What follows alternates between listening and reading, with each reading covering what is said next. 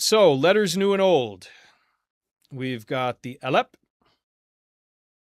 We've got Hey. That's going to make the, just like Hey in Hebrew. Okay. Or like Ha in Arabic. All right. Then we've got Wow. We've seen Wow already. Notice the difference between Hey and Wow. They're both circular, but Hey has that little tail in the front. Then you have Hath. Hath. This is that rough H. Okay. And sometimes this will be pronounced with the ch sound as well. Usually that symbol is going to indicate the okay, like the Darth Vader H. But an underlined H, which I don't know why I didn't include here, when it makes the ch sound, you're going to hear both from this letter.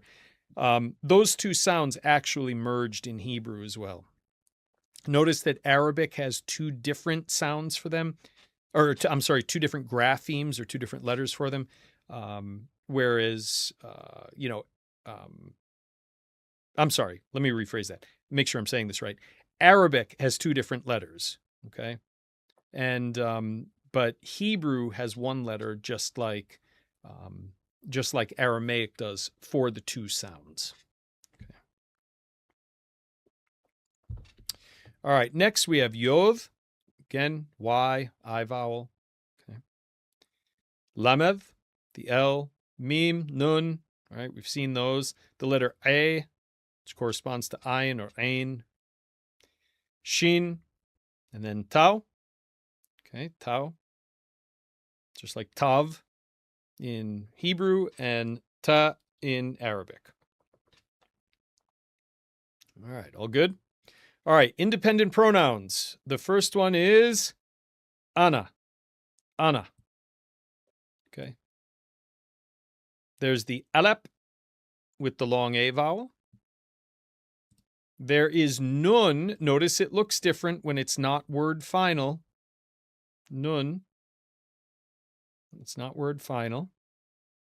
Also notice that Aleph does not connect to the following letter. It has an independent streak there.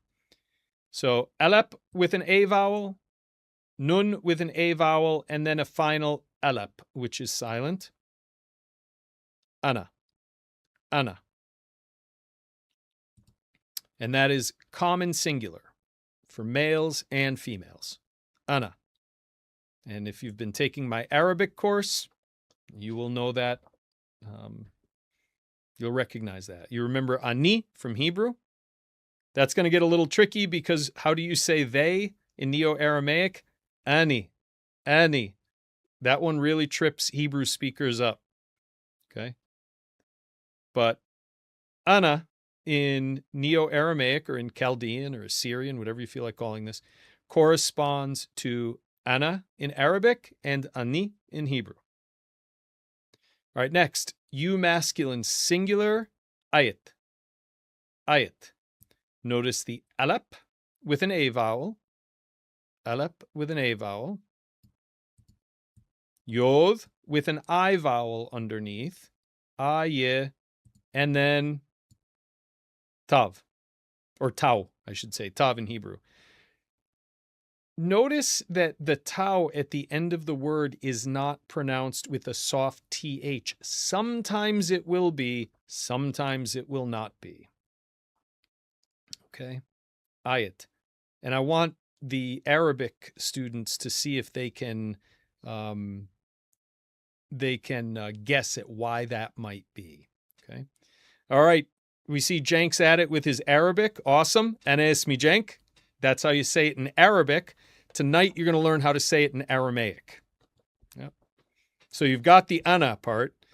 I'll tell you right now, if you want to say my name, it would be Shimmi. Shimmi. Shimmi. Shimmi. Okay. And you can just say Shimmi. You don't need the ana.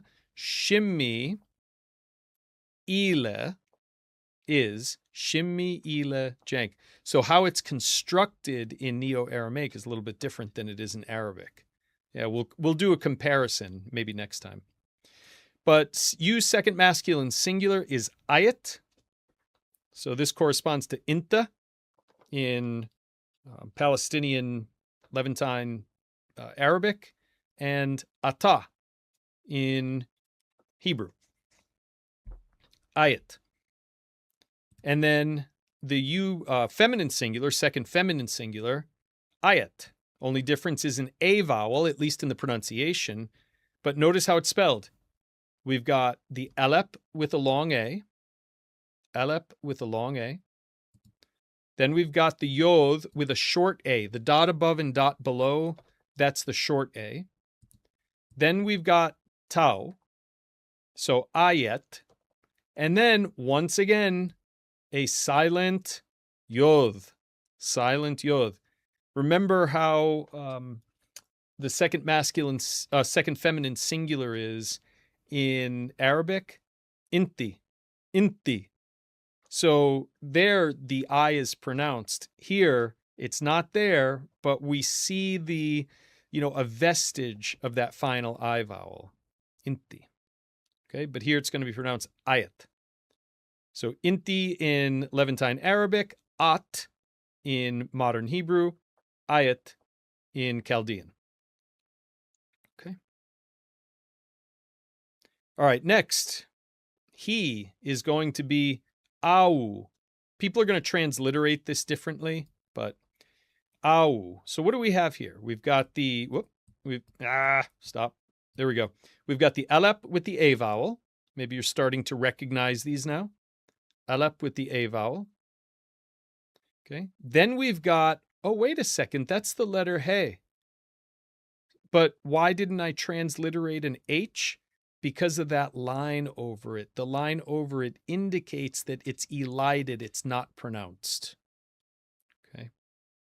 So, wu. The wow with the dot underneath. Au. Au. Okay. Some people will just transliterate without the W, but that would kind of mess up the transliteration system in English. It would just confuse people reading, learning from the Latin script. So this is, in my opinion, the best way to do it. Au. He. And then, that's like who in Hebrew and huwe in Arabic. Notice that he is actually pronounced in Hebrew and in Arabic, but it's there in the script in Aramaic, but not pronounced. Okay. And then ai. Once again, we have the Aleph with the A vowel, and then a silent he, and then the letter Yod. Ai. How do we say she in Hebrew? He, with a he and a yud, just like we have in Aramaic here. And how do we say it in Arabic? Hiye. So we can see the similarities there. All right. Really quickly, just want to take a minute for, some gratuitous self-promotion. Awesome. We've got 6 likes on the video. Thank you so much. If you haven't hit the like button yet, please do. Just clicking that like button doesn't cost anybody anything. And, it allows us to spread the word about the channel to other people. So really appreciate your support, hitting that like button.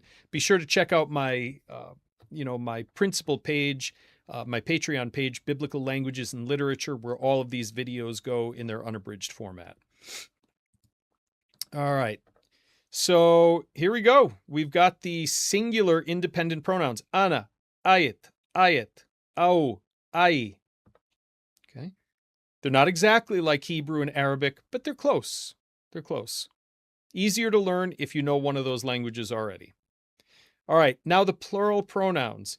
Now, notice there's only 3 plural pronouns. That's because there's no gender in the plural pronouns. They're all common in terms of gender.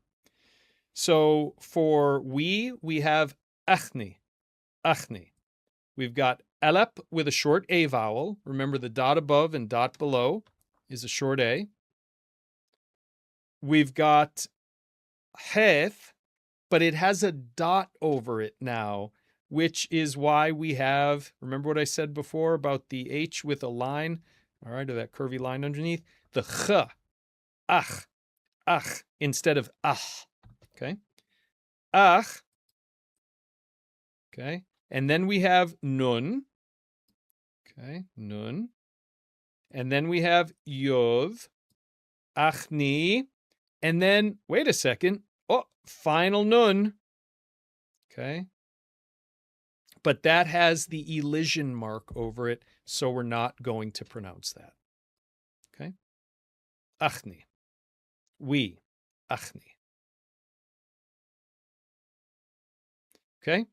You plural, achtun, achtun. We've got the alep with the short A vowel, dot above, dot below. Okay. And then we've got heth, but with the dot over it, that's going to make that rough H sound, ach. Then we have tau, which makes a hard T in this case. Then we've got wow with the dot underneath, so that's going to make an u, achtu. And now this time the final nun is pronounced, achtun, achtun, and that means you plural. And then finally, ani, stress on the first syllable. Alep with the long A, the elided he, nun, yod, ani. And there you go. You've got the independent subject pronouns. All right, looking over at the chat. Let's see what we got going on here. So Jank writes, I guess that means I should probably get Hebrew and Arabic down first before I seriously tackle Aramaic. It's one of those things, you're never going to be able to master all of them and, devote the same amount of time to each of them at the same time. So, there are times where my Aramaic is better than my Arabic and times where my Hebrew is better than my Aramaic. And, it all depends on what season I'm in. The important thing is that you get a handle on all of the languages to some degree so that you can, pick them up, pick them up and start to use them, when you need them, right? Because it's kind of like riding a bicycle to an extent where you never really forget them. There's things you're going to forget, but once you start getting back into it, you'll find you just take off again and So, yeah. So, I'm a big fan of learning multiple related languages at the same time. So, all right. Here we go. The verb to be, And so we're going to learn that the syntax is a little bit different in how sentences are formed, in Chaldean as opposed to Hebrew and Arabic. But I think you'll catch on pretty quickly here if you're familiar, even in part, with some of these. Okay. All right. So, present tense, here we go. So if we want to say I am, now we are going to have to distinguish between the masculine and feminine singular. The pronoun, the first person pronoun in the singular is common to both genders, but the verb has a masculine and a feminine form, okay? So if a male wants to say I am, so we start with Anna.